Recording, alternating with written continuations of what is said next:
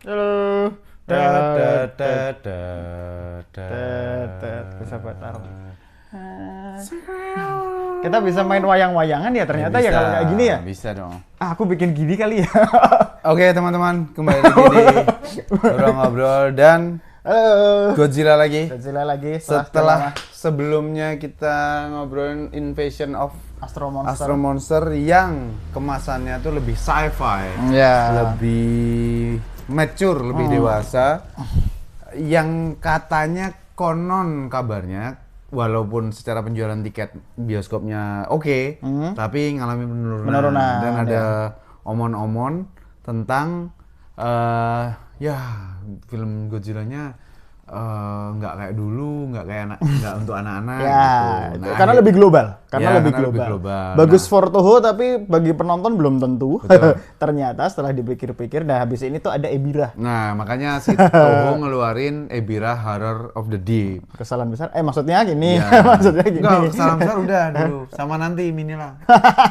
Jangan dong. Nanti sama Aduh. sama Toho dikembalikan lagi ke format di mana ngelawan monster. Monster. Tahun 66 ya ini ya. Ini Ebirah 66. itu 66 dan ini bisa dibilang kalau aku baca-baca bahwa ini tahun yang cukup sulit untuk Toho. Karena tahun 66 tuh Ultra Q keluar. Ultra Q sama Ultraman. Ultraman 66. Ultraman Ultra Q kan? 65. Ah, 65. Nah, di Indonesia Oh, aku jangan. Oke, jangan. Aku Oke. juga baru mikir, Oke. bentar, Indonesia apa ya? Aku kenapa lama mikirnya? Oke, anjir. Terus habis itu King Kong juga kebetulan, King Kong itu oleh Suburaya juga sudah bisa digunakan nama King Kong ini kan. kok Suburaya sih? Toho. Toho. Toho itu Ya, bisa digunakan. ya. Jadi film ini ternyata setelah aku baca-baca awalnya tadinya itu adalah King Kong versus Ebirah.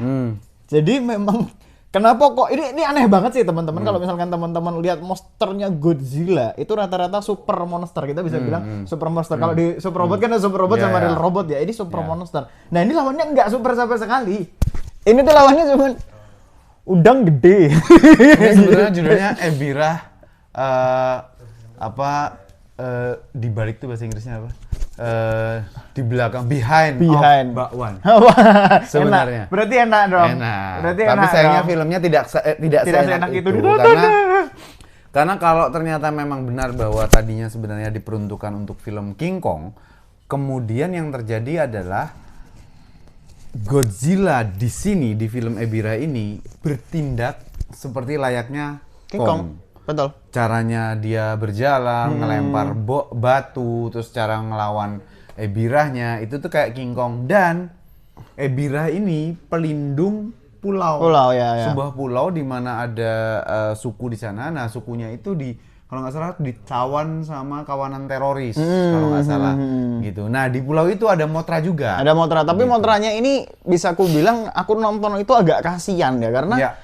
aku nggak tahu apakah budget di Toho waktu itu sedang turun-turunnya atau gimana, aku kurang tahu, tapi dekil banget. Ya, Dekil banget, berdebu sekali dan aduh kotor gitu loh istilahnya. Aku kira itu adalah salah satu cara Toho untuk membuat nuansanya lebih dark. Tapi ternyata enggak. Memang Filmnya sendiri nggak dark. Filmnya Iya, tuh filmnya colorful karena colorful. karakter yang ada, karakter manusia yang ada di sana, bajunya ya kemejanya warnanya warna-warni kuning, Ebirah merah pun warnanya oren udang itu, udang matang. Udang bener-bener oren.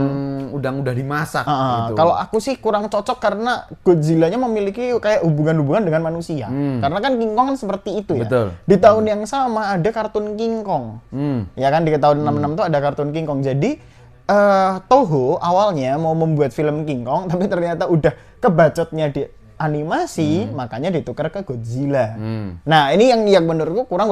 Ceritanya sih sangat normal sekali ya. Biasa, oke aja. Ada tokoh utamanya, pokoknya nelayan, kakaknya hilang, dia nyari, dia terombang-ambing ketemu di terdampar sebuah pulau, ada teroris tadi itu. ada teroris tadi itu, terus ketemu orang sekitar, cewek yang cuman pakai bikini. Ya. King Kong banget lah. Ya. Kayak gitu, ternyata banyak penyembah Mothra di situ, ternyata ada penyembah Mothra di situ.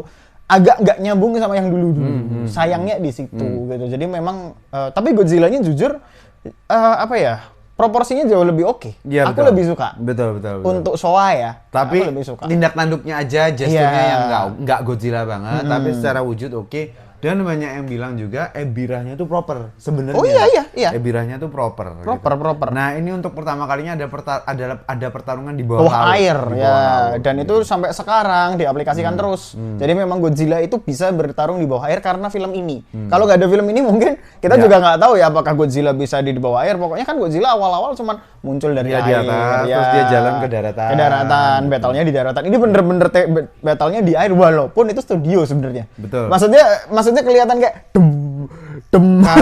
Kalau yang dulu sama Virus itu juga di air tapi di atas di permukaan air lah, di permukaan air. Ya banyak Ultraman juga melakukan hal yang sama Ultraman. Nah, cuman kali ini ada pertarungan di bawah airnya saling bergulung ya. gitu sama si Ebirahnya. Nah, tentu saja aktor yang badannya basah itu yang di permukaan.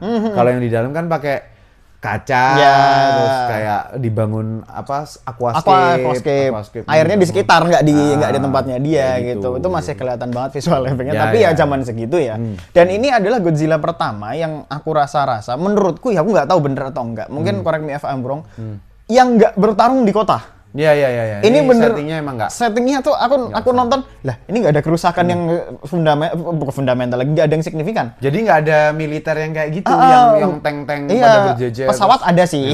Pesawat ada. Cuman nggak ya. Godzilla itu kan masih destruktif ya. Maksudku, oh ini ada pembangkit listrik tenaga nuklir. Aku terus langsung buru. Ini nggak ke situ ternyata. Jadi cukup membosankan bagi orang-orang yang suka Godzilla yang sedestruktif itu. Ya, iya kan? Memang. Itu jadi kayak lah. Jadi nggak tahu nih horror of the deep itu horornya dari Ebirahnya atau filmnya tuh horor bagi Toho. Iya, karena nggak ada horornya. Maksudnya kita nggak tahu. Mungkin bahasa horor sendiri itu maksudnya adalah sesuatu yang tidak nampak, yang menakutkan di bawah laut. Mungkin kayak gitu. Tapi pun begitu, Ebirah itu bukan sosok yang menakutkan. Ya, udang aja. Kalau kita tahu udang, bentuknya udang, ya udah itu udang. Itu udang besar gitu. Dan sampai sekarang mainannya itu juga siapa yang mau ada, tapi siapa yang mau beli gitu loh. Mungkin ada kolektor ya. Kita nggak ngomong kolektor. Tapi kalau musuhnya kepiting ada nggak sih Godzilla? Nggak ada ya? Nggak ada, itu laba-laba kumonga kan? Iya. Kalau maksud gua adalah anak-anak untuk membeli merchandise itu kan biasanya karena ada sesuatu hal yang ikonik, otentik gitu. Godzilla nih aku beli nih, Kamen Rider nih aku beli nih, apa udang. Udang, bro. Itu kan ya ini lobster sih ya. Iya, cuman kan maksudnya kalau aku nggak tahu bagaimana cara mereka di film ini karena ya Godzilla kan udah jelas ya di tahun yang sebelumnya di Godzilla Invasion of Astro Monster bahwa penjualan mainan tuh sangat meningkat drastis, dan sejak saat itu Godzilla tidak bisa dilepaskan dari merchandising. Nah ini aku nggak tahu nih merchandisingnya berhasil atau enggak di film ini, karena filmnya sendiri juga bukan film yang berhasil. Karena menurutku gitu. kalau monster lobster atau udang raksasa berwarna hijau gelap gitu mungkin masih terrifying gitu. Tapi kalau warna udang oranye kemerahan berarti kan udah mateng. Udah dimasak. Jadi ini gimana sih? Konsepnya gimana gitu. Iya sih. Ngelawan makanan kan. Gimana gitu. Tapi kan warnanya Godzilla sendiri gelap. Takutnya mungkin secara film sama-sama gelap gitu. Padahal kuning pun nggak apa-apa loh. Nggak ada masalah. Dan musuh Godzilla waktu kayak Anggiras juga gelap warnanya walaupun merah dikit ya. Maksudnya agak gelap sih. Gelap. Anggiras gelap juga. Jadi emang Biollante nanti juga gelap. Iya, Biollante hijau gelap, buaya lagi. Serem itu Biollante. Itu lebih horor. Itu lebih horor. Jadi memang aku nggak tahu ya. Ini aku nggak terlalu suka. Aku nggak suka bahkan film ini. Emang nggak oke sih. Tapi kalau teman-teman mau nonton aja gitu loh. Teman-temannya cuman jujur aja agak susah filmnya dicari. Aku nyari, aku lupa di mana. Tapi ini film agak susah dicari kalau teman-teman mau. Aduh, ya mungkin karena nggak populer ya. Di YouTube itu ada tapi ya potongan lah gitu. Tapi kalau teman-teman ada yang suka dan punya insight tambahan gitu, silakan aja langsung di kolom komentar gitu. Nah, kalau kita mah kayaknya mending judul lain deh. Ya. Kita gitu. Walaupun habis ini ya masih ada yang buruk. Ya, masih ada yang buruk Minilah contohnya. Melotot gitu. Aduh. Tapi ya kurang ninja sebenarnya. Iya benar sih. Iya, cuma tanpa tempurung ya. Iya. Ini bener-bener tahun-tahun yang cukup sulit untuk Toho. Udah tahu ada Ultraman, masih ngeluarin produk. Ya tolong, mau apa lagi? Mau apa lagi? Iya maksudnya. Ya dalang. Iya maksudnya. Ya mau apa lagi punyanya itu? Jilat dibikin ya. Ya. Malah jadi kayak alien. Itu memang kalau aku pengen baca sih, mungkin nanti di The Sons of Godzilla aku akan ngasih fakta-fakta. Ini tuh kayaknya tahun terberatnya Toho, 66, 67, 68 mungkin ya, 67, 68 kayak gitu. Karena di atas 70-an udah enak lagi nanti. Di atas 70-an udah enak lagi, dan di tahun ini adalah banyaknya pop culture Jepang yang muncul. Kamera itu juga termasuk tahun-tahun 66-an. Terus ya tadi aku bahas Ultraman habis itu dibabat dengan Ultra Seven yang sebegitu anak emasnya. Terus ini tahun yang cukup berat untuk dibahas bagi Godzilla. Ya. Bagiku ya. Mungkin ini aku akan mencari fakta-fakta, nanti di Sword of Godzilla kita akan ngebahas ini sih. Oke teman-teman, gitu. itu aja obrolan kali ini, nggak terlalu singkat. banyak karena Ebira sudah matang. Tinggal Sampai ketemu dimakan. lagi di obrolan Godzilla selanjutnya. Yalah. Bye, thank you. Skreong.